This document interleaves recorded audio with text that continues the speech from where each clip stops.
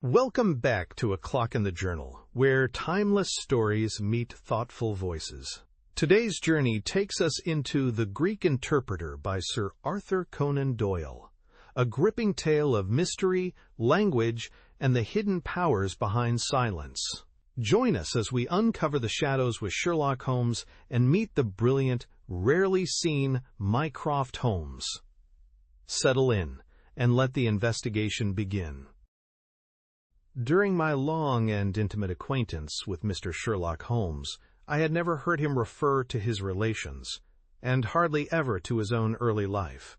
This reticence upon his part had increased the somewhat inhuman effect which he produced upon me, until sometimes I found myself regarding him as an isolated phenomenon, a brain without a heart, as deficient in human sympathy as he was preeminent in intelligence.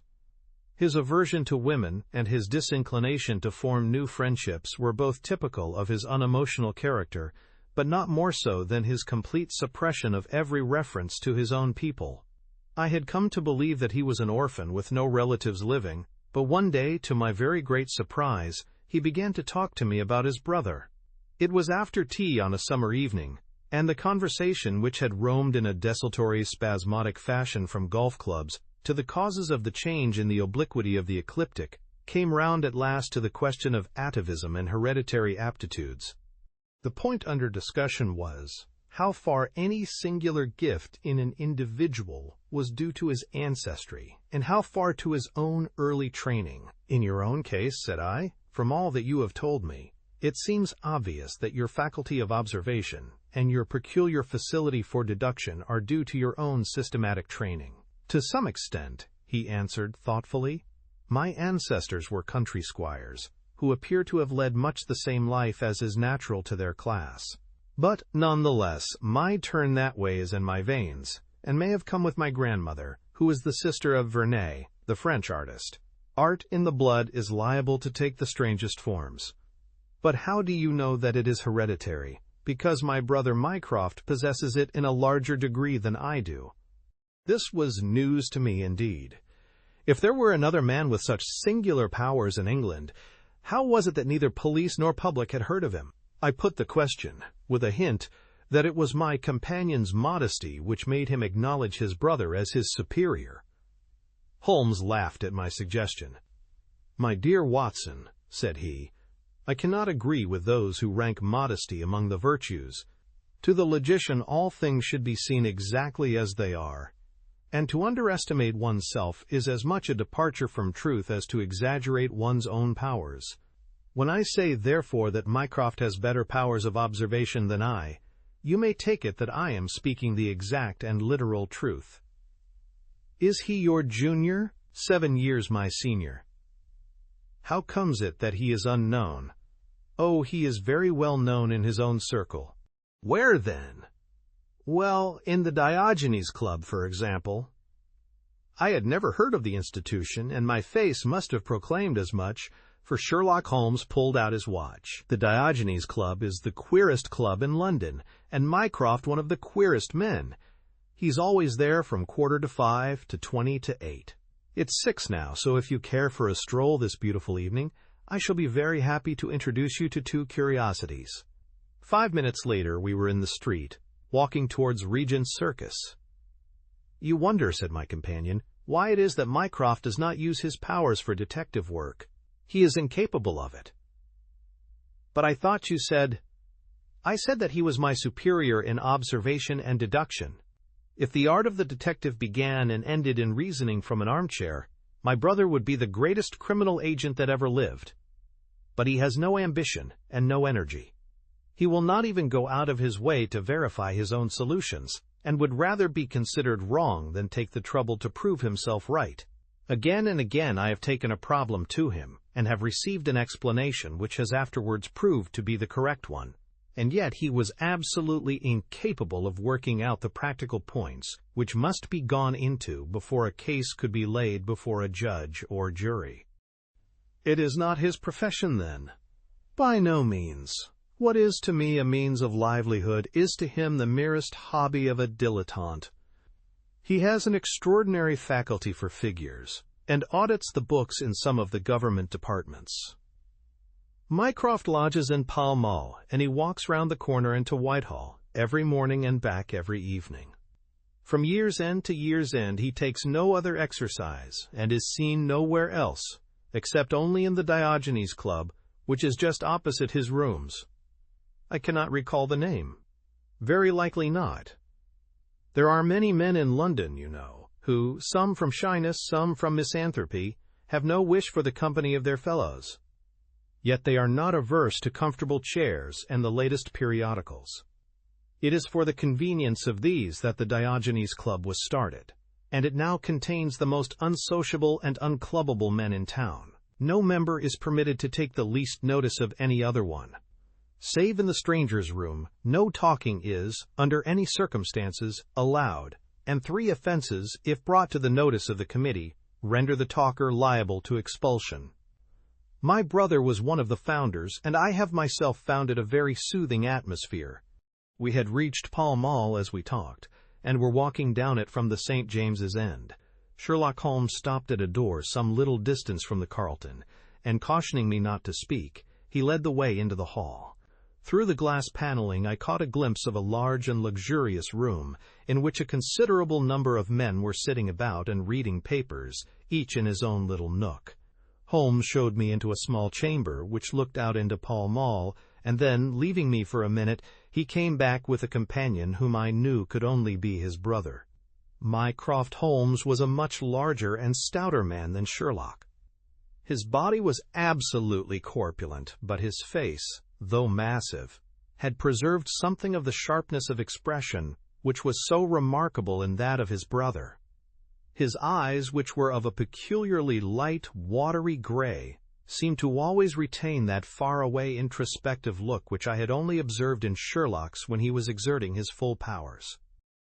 "I am glad to meet you, sir," said he, putting out a broad, fat hand like the flipper of a seal. "I hear of Sherlock everywhere since you became his chronicler. By the way, Sherlock, I expected to see you round last week, to consult me over that Manor House case. I thought you might be a little out of your depth." "No, I solved it," said my friend, smiling. "It was Adams, of course."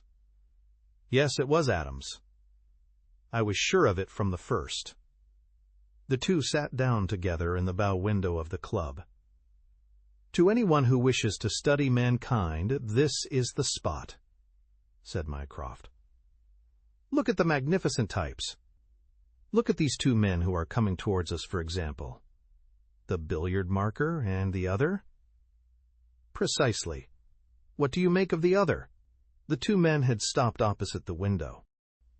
Some chalk marks over the waistcoat pocket were the only signs of billiards which I could see in one of them. The other was a very small, dark fellow, with his hat pushed back and several packages under his arm. "An old soldier, I perceive," said Sherlock. "And very recently discharged," remarked the brother. "Served in India, I see. And a non-commissioned officer." "Royal Artillery, I fancy," said Sherlock. "And a widower, but with a child. Children, my dear boy, children." "Come," said I, laughing. "This is a little too much." "Surely," answered Holmes. "It is not hard to say that a man with that bearing, expression of authority, and sun-baked skin is a soldier, is more than a private, and is not long from India. That he has not left the service long is shown by his still wearing his ammunition boots, as they are called," observed Mycroft. "He had not the cavalry stride, yet he wore his hat on one side, as is shown by the lighter skin of that side of his brow. His weight is against his being a sapper. He is in the artillery. Then, of course, his complete mourning shows that he has lost someone very dear. The fact that he is doing his own shopping looks as though it were his wife. He has been buying things for children, you perceive. There is a rattle, which shows that one of them is very young. The wife probably died in childbed. The fact that he has a picture book under his arm shows that there is another child to be thought of. I began to understand what my friend meant when he said that his brother possessed even keener faculties than he did himself. He glanced across at me and smiled. Mycroft took snuff from a tortoiseshell box and brushed away the wandering grains from his coat front with a large red silk handkerchief. "By the way, Sherlock," said he, "I have had something quite after your own heart, a most singular problem, submitted to my judgment. I really had not the energy to follow it up save in a very incomplete fashion, but it gave me a basis for some pleasing speculation.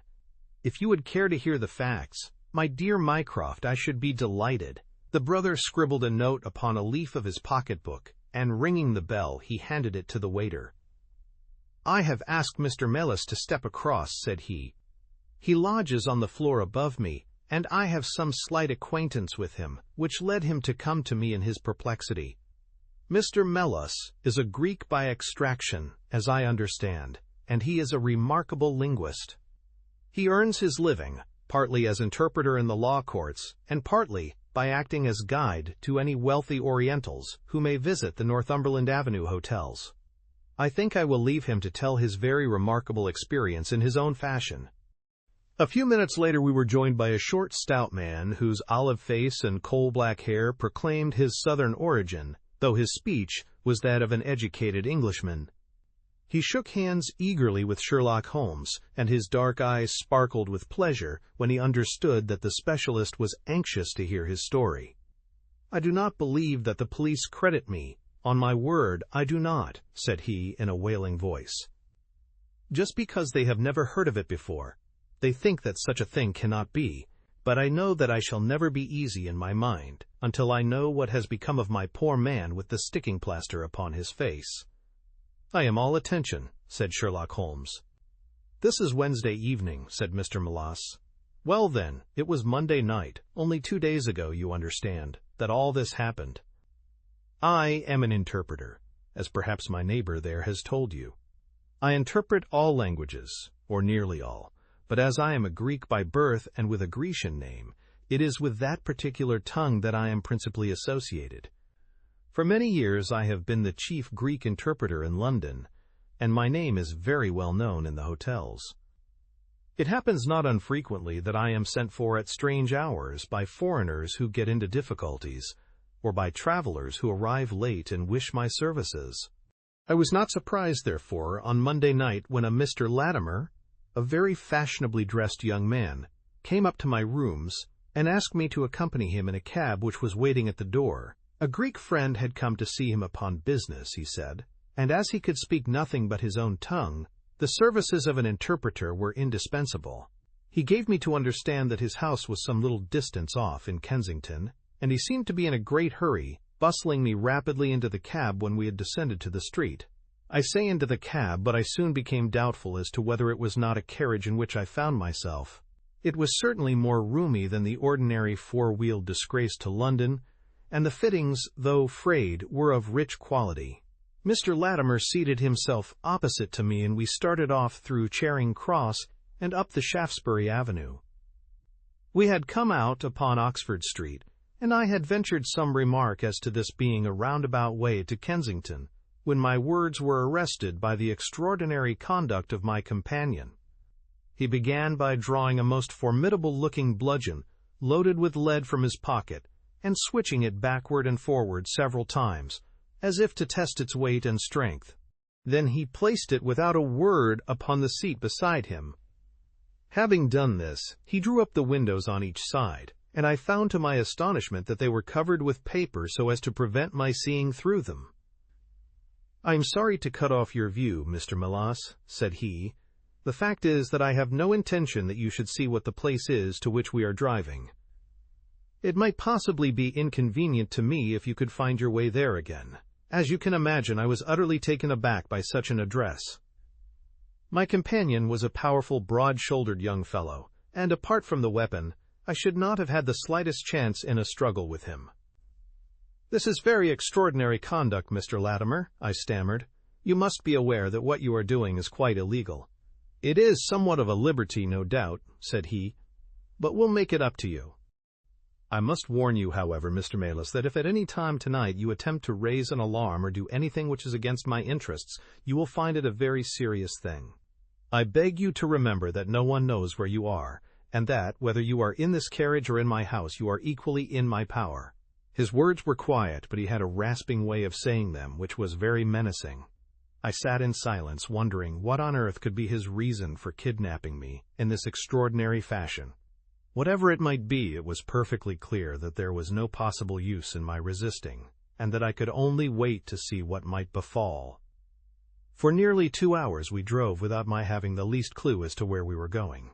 Sometimes the rattle of the stones told of a paved causeway, and at others our smooth, silent course suggested asphalt. But, save by this variation in sound, there was nothing at all which could in the remotest way help me to form a guess as to where we were. The paper over each window was impenetrable to light, and a blue curtain was drawn across the glasswork in front. It was 7:15 when we left Pall Mall, and my watch showed me that it was 10 minutes to 9 when we at last came to a standstill. My companion let down the window, and I caught a glimpse of a low, arched doorway with a lamp burning above it. As I was hurried from the carriage, it swung open, and I found myself inside the house with a vague impression of a lawn and trees on each side of me as I entered. Whether these were private grounds, however, or bona fide country, was more than I could possibly venture to say. There was a colored gas lamp inside, which was turned so low that I could see little save that the hall was of some size and hung with pictures. In the dim light I could make out that the person who had opened the door was a small, mean-looking, middle-aged man with rounded shoulders. As he turned towards us, the glint of the light showed me that he was wearing glasses. "Is this Mr. Millas, Harold?" said he. "Yes." "Well done, well done. No ill will, Mr. Millas, I hope, but we could not get on without you. If you deal fair with us, you'll not regret it, but if you try any tricks, God help you." He spoke in a nervous, jerky fashion, and with little giggling laughs in between, but somehow he impressed me with fear more than the other. "What do you want with me?" I asked. "Only to ask a few questions of a Greek gentleman who is visiting us, and to let us have the answers. But say no more than you are told to say." Or, here came the nervous giggle again, "You had better never have been born." As he spoke, he opened a door and showed the way into a room which appeared to be very richly furnished, but again the only light was afforded by a single lamp half turned down. The chamber was certainly large, and the way in which my feet sank into the carpet as I stepped across it told me of its richness. I caught glimpses of velvet chairs, a high white marble mantelpiece, and what seemed to be a suit of Japanese armor at one side of it. There was a chair just under the lamp, and the elderly man motioned that I should sit in it. The younger had left us, but he suddenly returned through another door, leading with him a gentleman clad in some sort of loose dressing gown who moved slowly towards us. As he came into the circle of dim light which enables me to see him more clearly, I was thrilled with horror at his appearance. He was deadly pale and terribly emaciated, with the protruding, brilliant eyes of a man whose spirit was greater than his strength. But what shocked me more than any signs of physical weakness was that his face was grotesquely crisscrossed with sticking plaster, and that one large pad of it was fastened over his mouth. "Have you the slate, Harold?" cried the older man, as the strange being fell rather than sat down into a chair. "Are his hands loose? Now then, give him the pencil. You are to ask the questions, Mr. Millas, and he will write the answers. Ask him first of all whether he is prepared to sign the papers." The man's eyes flashed fire. "Never," he wrote in Greek upon the slate. "On no condition?" I asked, at the bidding of our tyrant. "Only if I see her married in my presence by a Greek priest whom I know." The man giggled in his venomous way. "You know what awaits you, then?" "I care nothing for myself. These are samples of the questions and answers which made up our strange, half-spoken, half-written conversation. Again and again I had to ask him whether he would give in and sign the documents. Again and again I had the same indignant reply. But soon a happy thought came to me. I took to adding on little sentences of my own to each question, innocent ones at first, to test whether either of our companions knew anything of the matter, and then, as I found that they showed no signs, I played a more dangerous game. Our conversation ran something like this. "You can do no good by this obstinacy. Who are you? I care not. I am a stranger in London. Your fate will be upon your own head. How long have you been here? Let it be so. 3 weeks. The property can never be yours. What ails you? It shall not go to villains. They are starving me. You shall go free if you sign. What house is this? I will never sign. I do not know. You are not doing her any service. What is your name? Let me hear her say so. Cratides. You shall see her if you sign. Where are you from? Then I shall never see her. Athens.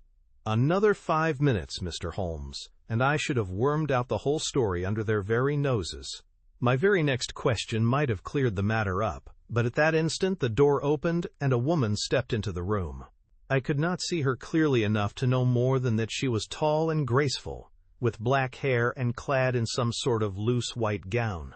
"Harold," said she, speaking English with a broken accent, "I could not stay away longer. It is so lonely up there with only— Oh my God, it is Paul!" These last words were in Greek, and at the same instant, the man with a convulsive effort tore the plaster from his lips, and screaming out, "Sophie! Sophie!" rushed into the woman's arms. Their embrace was but for an instant, however, for the younger man seized the woman and pushed her out of the room, while the elder easily overpowered his emaciated victim, and dragged him away through the other door. For a moment I was left alone in the room, and I sprang to my feet with some vague idea that I might in some way get a clue to what this house was in which I found myself. Fortunately, however, I took no steps, for looking up I saw that the older man was standing in the doorway with his eyes fixed upon me. "That will do, Mr. Melas," said he. "You perceive that we have taken you into our confidence over some very private business. We should not have troubled you, only that our friend, who speaks Greek and who began these negotiations, has been forced to return to the East. It was quite necessary for us to find someone to take his place, and we were fortunate in hearing of your powers." I bowed. "There are 5 sovereigns here," said he, walking up to me, "which will, I hope, be a sufficient fee. But remember," he added, tapping me lightly on the chest and giggling, "if you speak to a human soul about this one human soul, mind, well, may God have mercy upon your soul. I cannot tell you the loathing and horror with which this insignificant-looking man inspired me. I could see him better now as the lamplight shone upon him. His features were peaky and sallow, and his little pointed beard was thready and ill-nourished. He pushed his face forward as he spoke, and his lips and eyelids were continually twitching like a man with St. Vitus's dance. I could not help thinking that his strange, catchy little laugh was also a symptom of some nervous malady. The terror of his face lay in his eyes, however, steel gray and glistening coldly with a malignant, inexorable cruelty in their depths. "We shall know if you speak of this," said he. "We have our own means of information. Now you will find the carriage waiting, and my friend will see you on your way." I was hurried through the hall and into the vehicle, again obtaining that momentary glimpse of trees and a garden. Mr. Latimer followed closely at my heels, and took his place opposite to me without a word. In silence we again drove for an interminable distance with the windows raised, until at last, just after midnight, the carriage pulled up. "You will get down here, Mr. Melas," said my companion. "I am sorry to leave you so far from your house, but there is no alternative. Any attempt upon your part to follow the carriage can only end in injury to yourself." He opened the door as he spoke, and I had hardly time to spring out when the coachman lashed the horse, and the carriage rattled away. I looked around me in astonishment. I was on some sort of a heathy common, mottled over with dark clumps of furze bushes. Far away stretched a line of houses, with a light here and there in the upper windows. On the other side I saw the red signal lamps of a railway. The carriage which had brought me was already out of sight. I stood gazing round and wondering where on earth I might be, when I saw someone coming towards me in the darkness. As he came up to me, I made out that he was a railway porter. "Can you tell me what place this is?" I asked. "Wandsworth Common," said he. "Can I get a train into town?" "If you walk on a mile or so to Clapham Junction," said he, You'll just be in time for the last to Victoria. So that was the end of my adventure, Mr. Holmes. I do not know where I was, nor whom I spoke with, nor anything save what I have told you. But I know that there is foul play going on, and I want to help that unhappy man if I can. I told the whole story to Mr. Mycroft Holmes next morning, and subsequently to the police. We all sat in silence for some little time after listening to this extraordinary narrative. Then Sherlock looked across at his brother. "Any steps?" he asked. Mycroft picked up the Daily News, which was lying on the side table. "Anybody supplying any information to the whereabouts of a Greek gentleman named Paul Cratides, from Athens, who is unable to speak English, will be rewarded. A similar reward paid to anyone giving information about a Greek lady whose first name is Sophie, X 2473. That was in all the dailies. No answer. How about the Greek legation? I have inquired. They know nothing. A wire to the head of the Athens police, then? Sherlock has all the energy of the family, said Mycroft, turning to me. Well, you take the case up by all means, and let me know if you do any good. Certainly, answered my friend, rising from his chair. I'll let you know, and Mr. Melis also. In the meantime, Mr. Melis, I should certainly be on my guard if I were you, for of course they must know through these advertisements that you have betrayed them. As we walked home together, Holmes stopped at a telegraph office and sent off several wires. You see, Watson, he remarked, our evening has been by no means wasted. Some of my most interesting cases have come to me in this way through Mycroft. The problem which we have just listened to, although it can admit of but one explanation, has still some distinguishing features. You have hopes of solving it? Well, knowing as much as we do, it will be singular indeed if we fail to discover the rest. You must yourself have formed some theory which will explain the facts to which we have listened. In a vague way, yes. What was your idea, then? It seemed to me to be obvious that this Greek girl had been carried off by the young Englishman named Harold Latimer. Carried off from where? Athens, perhaps. Sherlock Holmes shook his head. This young man could not talk a word of Greek. The lady could talk English fairly well. Inference that she had been in England some little time, but he had not been in Greece. Well, then, we will presume that she had come on a visit to England, and that this Harold had persuaded her to fly with him.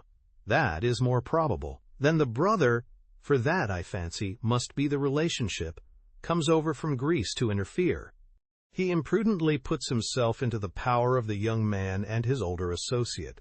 They seize him and use violence towards him in order to make him sign some papers to make over the girl's fortune, of which he may be trustee, to them.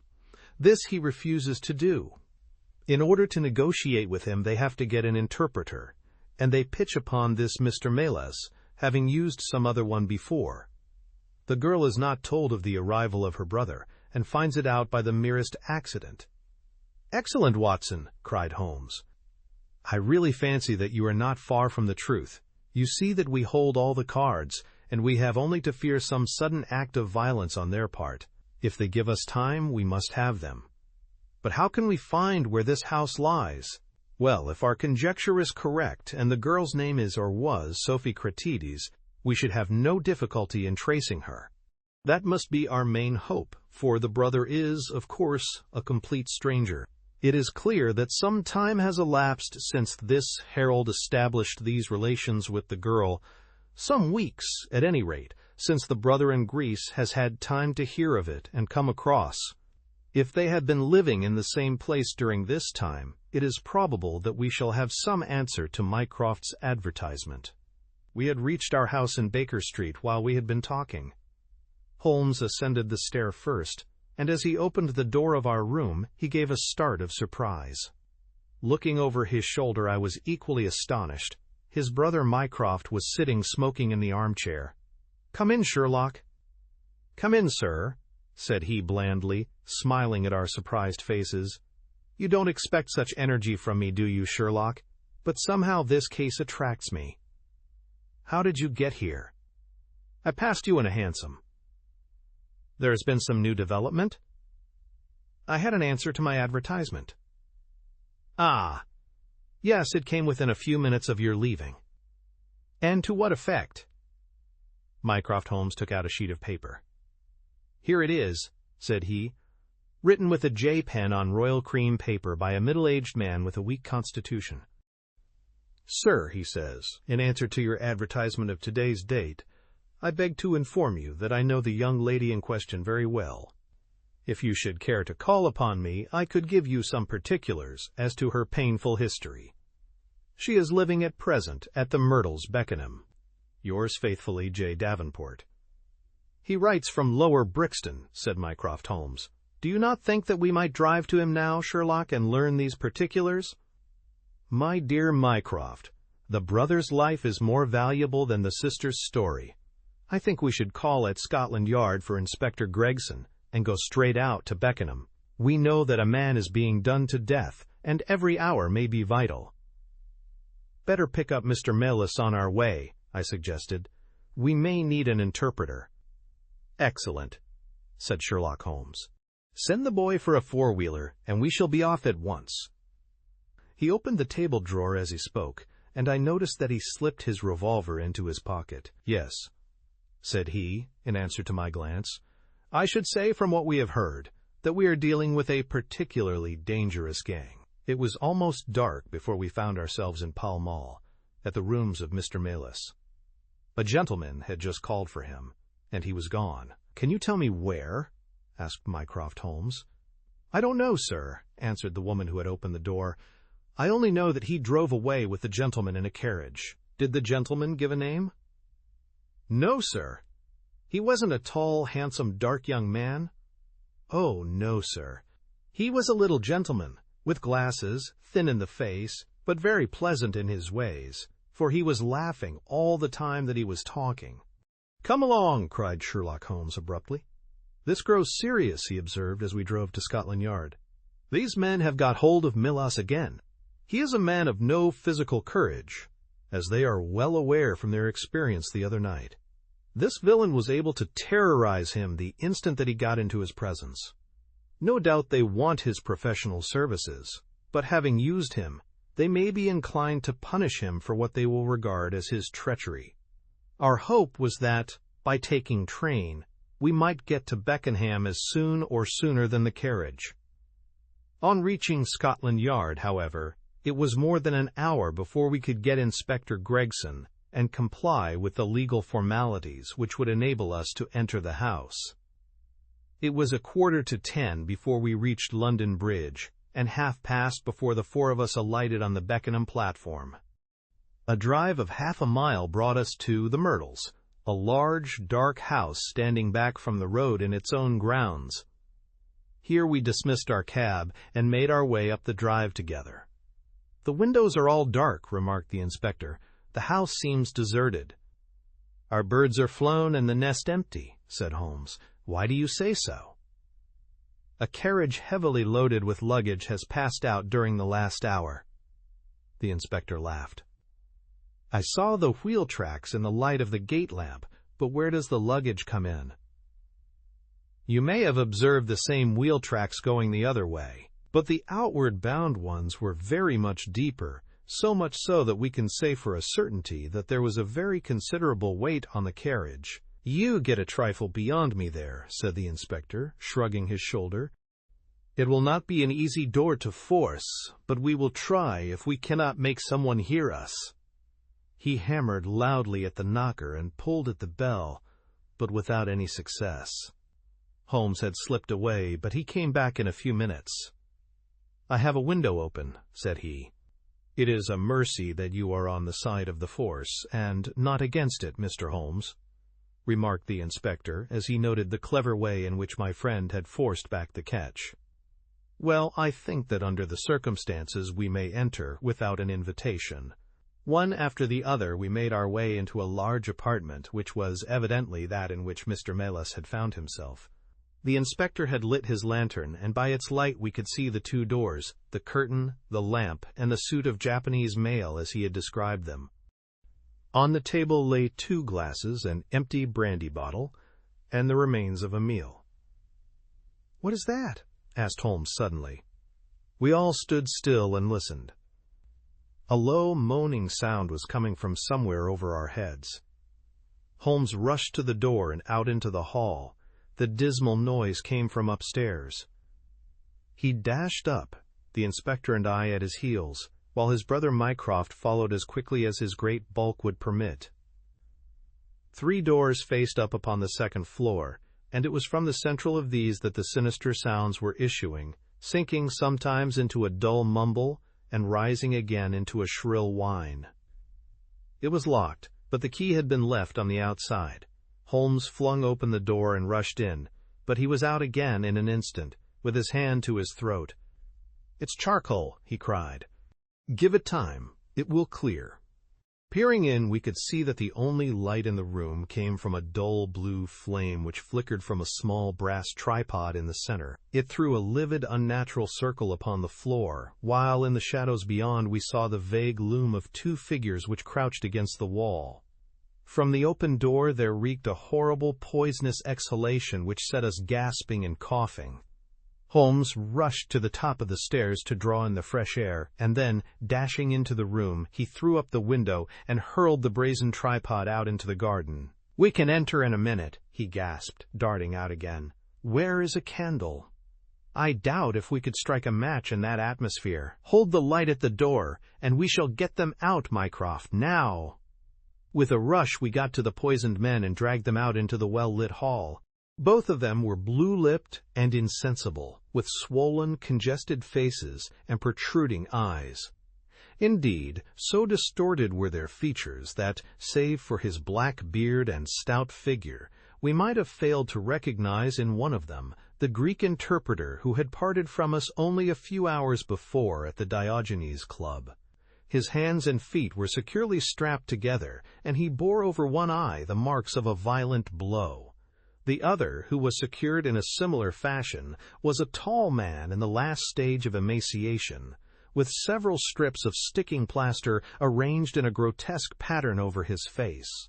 He had ceased to moan as we laid him down, and a glance showed me that for him, at least, our aid had come too late.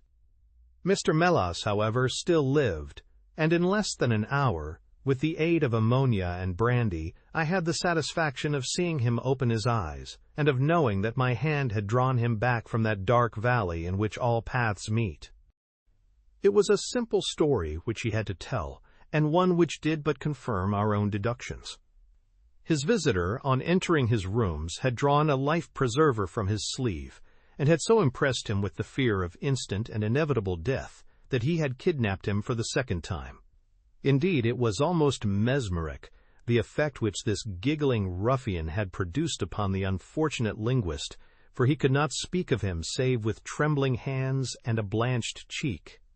He had been taken swiftly to Beckenham, and had acted as interpreter in a second interview, even more dramatic than the first, in which the 2 Englishmen had menaced their prisoner with instant death if he did not comply with their demands. Finally, finding him proof against every threat, they had hurled him back into his prison, and after reproaching Melas with his treachery, which appeared from the newspaper advertisement, they had stunned him with a blow from a stick, and he remembered nothing more until he found us bending over him. And this was the singular case of the Grecian interpreter, the explanation of which is still involved in some mystery. We were able to find out by communicating with the gentleman who had answered the advertisement that the unfortunate young lady came of a wealthy Grecian family, and that she had been on a visit to some friends in England. While there, she had met a young man named Harold Latimer, who had acquired an ascendancy over her and had eventually persuaded her to fly with him. Her friends, shocked at the event, had contented themselves with informing her brother at Athens, and had then washed their hands of the matter. The brother, on his arrival in England, had imprudently placed himself in the power of Latimer and of his associate, whose name was Wilson Kemp, a man of the foulest antecedents. These 2, finding that through his ignorance of the language he was helpless in their hands, had kept him a prisoner, and had endeavored by cruelty and starvation to make him sign away his own and his sister's property. They had kept him in the house without the girl's knowledge, and the plaster over the face had been for the purpose of making recognition difficult in case she should ever catch a glimpse of him. Her feminine perception, however, had instantly seen through the disguise when, on the occasion of the interpreter's visit, she had seen him for the first time. The poor girl, however, was herself a prisoner, for there was no one about the house except the man who acted as coachman, and his wife, both of whom were tools of the conspirators. Finding that their secret was out and that their prisoner was not to be coerced, the two villains with the girl had fled away at a few hours' notice from the furnished house which they had hired, having first, as they thought, taken vengeance both upon the man who had defied and the one who had betrayed them. Months afterwards, a curious newspaper cutting reached us from Budapest. It told how two Englishmen who had been traveling with a woman had met with a tragic end. They had each been stabbed, it seems, and the Hungarian police were of opinion that they had quarreled and had inflicted mortal injuries upon each other. Holmes, however, is, I fancy, of a different way of thinking, and holds to this day that, if one could find the Grecian girl, one might learn how the wrongs of herself and her brother came to be avenged.